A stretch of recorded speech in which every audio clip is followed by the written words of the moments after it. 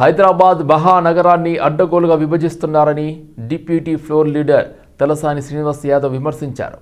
Google map ఆధారంగా హైదరాబాద్ను విభజిస్తున్నట్లు ఉన్నారని ఆయన ఎద్దేవా చేశారు. హైదరాబాద్ సికింద్రాబాద్ జంట నగరాలకు చారిత్రకంగా ఎంతో ప్రాముఖ్యం ఉందని తలసాని శ్రీనివాస్ యాదవ్ అన్నారు. కానీ ఎంతో చరిత్ర ఉన్న సికింద్రాబాద్ను ఇష్టం వచ్చినట్లు విభజిస్తున్నారని మండిపడ్డారు. దీనికి వ్యతిరేకంగా ఈ నెల 17వ తేదీన సికింద్రాబాద్ రైల్వే స్టేషన్ ఇతరత్ర ప్రాంతాల్లో పెద్ద ఎత్తున ఆందోళన చేస్తామని ప్రకటించారు. మద్దతిచ్చే పార్టీలతో కలిసి నిరసన తెలుపుతామని పేర్కొన్నారు. టెక్నికల్ స్టడీ లేకుండానే ప్రాంతాలను విభజిస్తున్నారని అన్నారు. మరి 300 డివిజన్లు చేయాలనేటువంటి హరీబరీ కార్యక్రమంలో కంటోన్మెంట్ అంటే రాష్ట్రపతి విడిది సికింద్రాబాద్ లో ఉన్నటువంటి క్లాక్ టవర్ ఈ రోజు దేశం ప్రపంచంలో లష్కర్ బోనాలంటే చరిత్ర ఉన్నటువంటిది. సికింద్రాబాద్ ఒక కార్పొరేషన్ గా ఉండే, చెదర్ఘట్ కార్పొరేషన్, సికింద్రాబాద్ కార్పొరేషన్ అని ఉండే.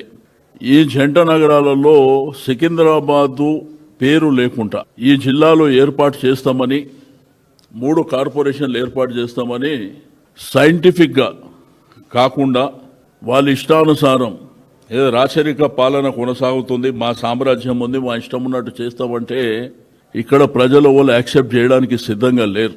అందుకే ఈ నెల 17వ తేదీన భారీ ఎత్తున సికింద్రాబాద్ రైల్వే స్టేషన్ నుంచి Prashant theatre, Secunderabad clock tower, అమరవీరుల స్తూపం, Manju theatre, paradise, Secunderabad Gandhi statue వరకు కలిసొచ్చే పార్టీలని, ప్రజల్ని, మేధావులను అందరినీ కలుపుకొని అంటే సికింద్రాబాద్ యొక్క చరిత్రని రూపుమాపే ప్రయత్నం చేస్తున్నటువంటి ప్రభుత్వాన్ని కిందికి దించేటువంటి ప్రయత్నం చేయడమే కాకుండా ఎట్టి పరిస్థితుల్లో సికింద్రాబాద్ని ఇగ్నోర్ చేస్తే వదిలిపెట్టే ప్రసక్తే లేదు.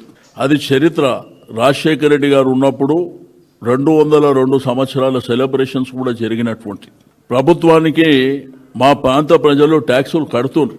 మా ప్రాంతం ట్యాక్సులు మాకే ఖర్చు పెట్టాలనేటువంటి ప్రధానమైనటువంటి డిమాండ్తోని లష్కర్ సాధన సమితి ఒకవైపున ప్రయత్నం చేస్తున్నటువంటి సందర్భం. ఆ పక్కన డిఫెన్స్ ఉంది, రాష్ట్రపతి విడిది ఉంది, కంటోన్మెంట్ బోయిన్పల్లి ప్రాంతం ఉంది, పరేడ్ గ్రౌండ్ ఉంది. ఈ చరిత్రని రూపుమాపేటువంటి ప్రయత్నం ఈ ముఖ్యమంత్రి గారు వారి ప్రభుత్వం మరి చేస్తున్నటువంటి సందర్భం. వాళ్ళకి ఏమీ లేదు, మీకు డివిజన్లు కూడా ఇష్టానుసారం చేశారు. సికింద్రాబాద్ శ్రీ ఉజ్జయిని మహంకాళి ఆలయంలో పౌర్ణమి సందర్భంగా దేవాదాయ శాఖ ఆధ్వర్యంలో చండీ హోమం పూజలను భక్తి శ్రద్ధలతో నిర్వహించారు. ఈ హోమం కార్యక్రమంలో ఆలయ కార్యనిర్వాహక అధికారి జి మనోహర్ రెడ్డి దంపతులతో పాటు ఫౌండర్, ఫ్యామిలీ మెంబర్ కామేశ్వర్, మాజీ ట్రస్ట్ బోర్డు సభ్యులు సుమారు 250 మందికి పైగా భక్తులు పాల్గొన్నారు. వేద మంత్రోచ్చారణల మధ్య చండీ హోమం నిర్వహించడంతో ఆలయ ప్రాంగణం ఆధ్యాత్మిక వాతావరణంతో నిండిపోయింది. హోమం అనంతరం భక్తులకు పెద్ద ఎత్తున ప్రసాద పంపిణీ చేపట్టారు.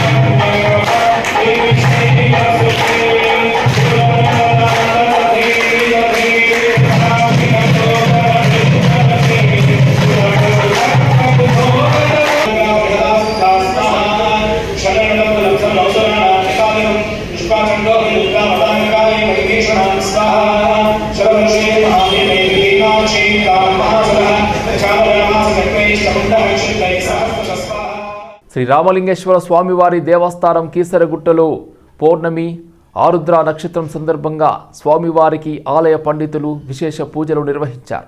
ఈ సందర్భంగా స్వామివారికి అభిషేకాలు జరిపి శ్రీ భవానీ శివదుర్గా సమేత రామలింగేశ్వర స్వామివారి కళ్యాణాన్ని ఘనంగా నిర్వహించారు. వేద మంత్రోచ్చారణ నడుమ జరిగిన ఈ కార్యక్రమంలో పెద్ద సంఖ్యలో భక్తులు పాల్గొని స్వామివారి ఆశీర్వాదం పొందారు. పౌర్ణమి సందర్భంగా ఆలయం భక్తులతో కిటకిటలాడింది.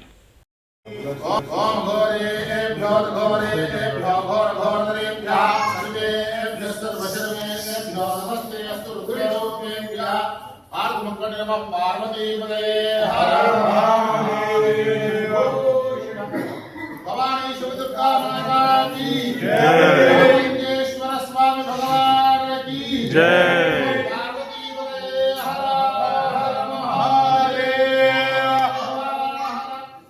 సిపిఐ మావోయిస్ట్ సంస్థకు భారీ ఎదురుదెబ్బ తగిలింది. PLGA battalion commander Badse Sukka alias దేవాతో పాటు తెలంగాణ రాష్ట్ర కమిటీకి చెందిన కంకనాల రాజిరెడ్డి అలియాస్ వెంకటేష్ సహా మొత్తం 18 మంది భూగర్భ క్యాడర్లు ప్రధాన స్రవంతిలోకి చేరారు.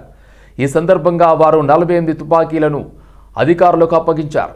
PLGA battalion commander Badse sukka లొంగిపోవడంతో చివరి కోట కూలిపోయినట్లయిందని అధికార వర్గాలు పేర్కొన్నాయి.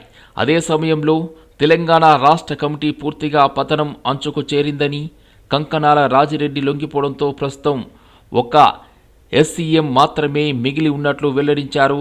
ఈ లొంగుబాటును సిపిఐ మావోయిస్ట్ పార్టీకి చెందిన పిఎల్జీఏ మరియు తెలంగాణ స్టేట్ కమిటీకి మరణ ఘంటికగా అభివర్ణిస్తున్నారు. లొంగిపోయిన కేడర్లలో హిడ్మా బద్సే దేవాతో సంబంధం ఉన్నవారు కూడా ఉన్నారని తెలిపారు. ఈ సందర్భంగా మొత్తం 48 ఆయుధాలు అధికారులకు అప్పగించబడ్డాయి. వీటిలో 2 LMGలు, ఒక అమెరికా తయారీ కోల్డ్ రైఫిల్, ఒక ఇజ్రాయెల్ తయారీ topper rifle, 8 AK-47 rifles, 10 INSAS rifles, 8 SLR rifles, 4 BGLలు, 11 single shot ఆయుధాలు, 2 గ్రెనేడ్లు, ఒక ఎయిర్ గన్తో పాటు వివిధ క్వాలిబర్లకు చెందిన 2206 రౌండ్ల మందుగుండు సామగ్రి ఉన్నాయి.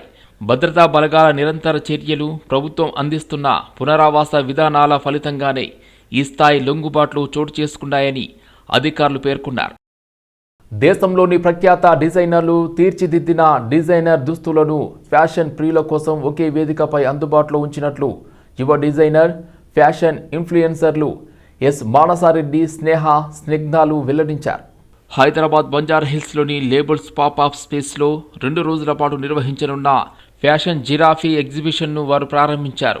The wedding edit fashion giraffe pop-up పేరుతో నిర్వహిస్తున్న ఈ ఎగ్జిబిషన్లో దేశవ్యాప్తంగా 40 మంది ప్రఖ్యాత డిజైనర్లు తమ ఉత్పత్తులను ప్రదర్శించనున్నారు. కోల్కతా, బెంగళూరు, లక్నో, ఇండోర్ తదితర నగరాల నుండి పేరెన్నికగన్న దుస్తుల బ్రాండ్లు ఈ ప్రదర్శనలో ప్రత్యేక ఆకర్షణగా నిలవనున్నాయని తెలిపారు. ఇండియన్ ట్రెడిషనల్తో పాటు indo western, party wear, wedding కలెక్షన్లు, కిడ్స్ మరియు మెన్స్ వేర్ను ఇక్కడ అందుబాటులో ఉంచినట్లు వెల్లడించారు.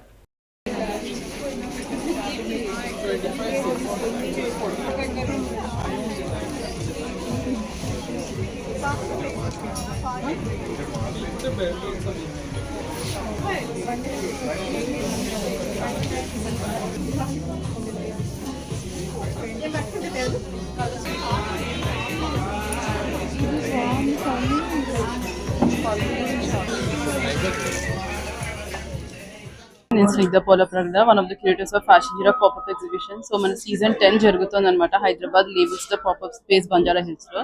సో ఇది మనకి ఎక్స్క్లూజివ్ గా Sankranti and wedding edit, everything under ₹25. మీ బడ్జెట్ 1800,000 అలా ఉన్నా కూడా 25,000 అబౌవ్ ఉన్నా కూడా అన్ని దొరుకుతాయి. Hi Andy, na పేరు Sam Mansareddy, another curator of Fashion giraffe pop-up exhibition. So this is one of a kind exhibition. ఇక్కడ ఏవైతే బ్రాండ్స్ ఎగ్జిబిట్ చేస్తే ఇవన్నీ first timers, maximum first timers ఉన్నాయి. సో మీరు ఈ బ్రాండ్స్ అనేది వేరే ఎగ్జిబిషన్స్ లో అయితే కనిపించవు. సో వచ్చేది షాప్ చేసేయండి. అండ్ ఇక్కడ వచ్చేసి మనకి మినిమం 30 స్టాల్స్ ఉన్నాయి. సో అన్ని డిఫరెంట్ వెరైటీస్ లో ఉన్నాయి. Men's wear, kids wear, women's wear, along with ethnic wear, fusion wear. So అన్ని డిఫరెంట్ వెరైటీస్ షాప్ చేయడానికి మాత్రం చాలా చాలా వెరైటీస్ ఉన్నాయి. నా పేరు స్నేహ పోలప్రగడ, నేను కూడా one of the curators of fashion giraffe popup exhibition. And ఈసారి మనకి స్పెషల్ ఏంటంటే బ్రైడల్ కలెక్షన్ ఉంది. శారీస్ లో అయితే చాలా చాలా వెరైటీస్ ఉన్నాయి. పైతాని నుంచి వీవర్స్ వచ్చారు, కంచిపురం నుంచి, గద్వాల్ నుంచి, ఇంకా ఆల్ పార్ట్స్ ఆఫ్ ఇండియా నుంచి వీవర్స్ వచ్చి పెట్టుకున్నారు. అండ్ అంతేకాకుండా మనకి ఈసారి సంక్రాంతి స్పెషల్ కొండపల్లి బొమ్మలు, ఇంకా డిఫరెంట్ వుడ్ అండ్ అలానే jewellery, bridal jewellery, festive jewellery, అన్ని రకాల ఆప్షన్స్ ఉన్నాయి. అండ్ ఇది 2 days మాత్రమే జరుగుతుంది, 3rd and 4th of January. Labels the popup space Banjara Hills. Osmania university law college హాస్టల్లో విద్యార్థులకు నాసిరకం భోజనం అందిస్తున్నారని ఆరోపిస్తూ విద్యార్థులు రోడ్డెక్కి నిరసన వ్యక్తం చేశారు. హాస్టల్ ఆహార నాణ్యత పూర్తిగా పడిపోయిందని, పదే పదే ఫిర్యాదులు చేసినా అధికారులు పట్టించుకోవడం లేదని విద్యార్థులు ఆవేదన వ్యక్తం చేశారు. గత నెల రోజుల వ్యవధిలో ఇది 2వసారి విద్యార్థులు ఆందోళనకు దిగడం గమనార్హం. హాస్టల్లో అంతర్గత కలహాలు, సరైన పర్యవేక్షణ లేకపోవడం, పాలనను గాలికి వదిలేయడం వల్లే ఇలాంటి పరిస్థితులు ఏర్పడుతున్నాయని విద్యార్థులు ఆరోపించారు. వెంటనే హాస్టల్ నిర్వహణలో మార్పులు చేసి నాణ్యమైన భోజనం అందించాలని వారు డిమాండ్ చేశారు. సమస్య పరిష్కరించకపోతే ఆందోళనను మరింత ఉధృతం చేస్తామని హెచ్చరించారు.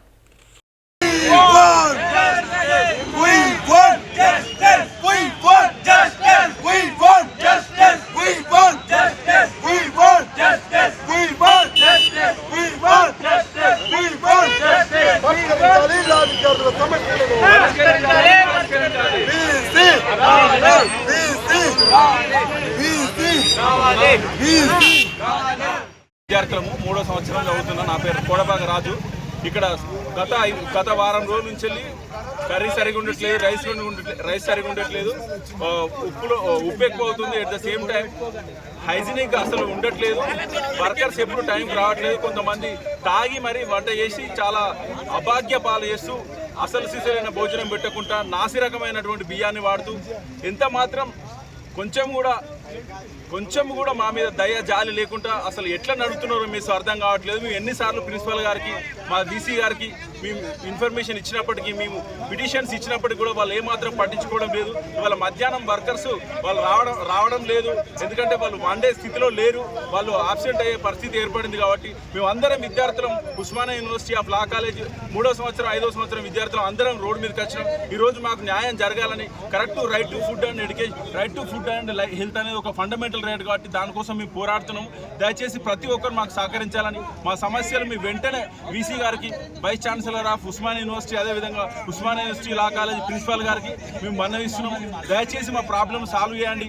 సమస్యలు ఏవైతే హాస్టల్లో ఉన్నాయో, మెస్సులో ఉన్నాయో వాటన్నిటి నుంచి వెళ్ళి నాసి రకమైనటువంటి బియ్యాన్ని కానీ, నాసి రకమైనటువంటి వంటలు కానీ, కూరగాయలు కానీ వాటన్నిటిని తీసివేసి చక్కటి భోజనాలు అందించాల్సిన బాధ్యత వాళ్ళకు ఉందని మేము 100% నమ్ముతున్నాం.